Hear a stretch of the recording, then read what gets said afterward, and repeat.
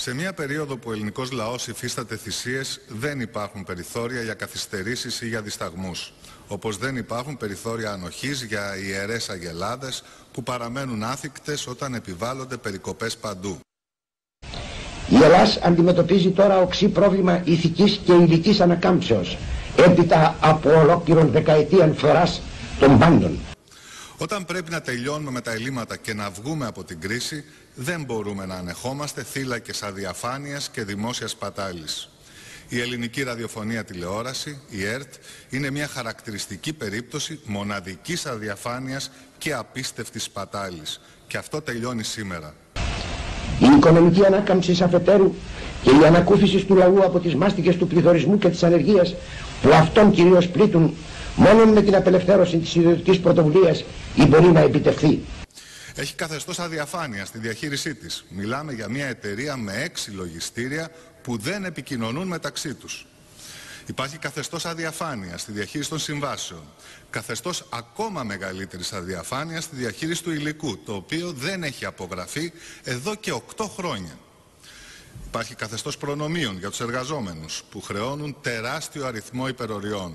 Για να μην αναφερθούμε στα τεράστια ποσά τα οποία μοιράζει σε ιδιωτικές παραγωγές που θα μπορούσε να κάνει με πολύ λιγότερα χρησιμοποιώντας τα δικά της μέσα, που τα έχει πληρώσει πολύ ακριβά ο Έλληνας φορολογούμενος. Και είναι γενική η πεποίθηση ότι ο τύπος νοσεί και χρειάζεται εξυγίανση. Αυτά όλα τελειώνουν σήμερα και τελειώνουν οριστικά. Η κυβέρνηση αποφάσισε να κλείσει την ΕΡΤ. Με το ισχύον νομικό πλαίσιο και με κοινή υπουργική απόφαση σταματούν οι μεταδόσεις της ΕΡΤ μετά την ολοκλήρωση του προγράμματος σήμερα το βράδυ.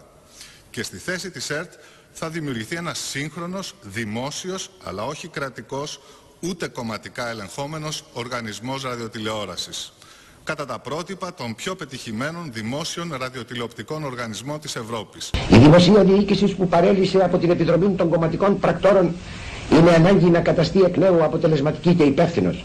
Η κοινωνική δικαιοσύνη δεν πραγματοποιείται με την γενική εκτόχευση και την τερατώδη γιγαντοποίηση του κομματικού κράτους. Μέχρι τώρα πολλοί έλεγαν ότι δεν υπάρχει πολιτική βούληση για τέτοιες τομές. Η σημερινή κυβέρνηση αποδεικνύει ότι διαθέτει την πολιτική βούληση.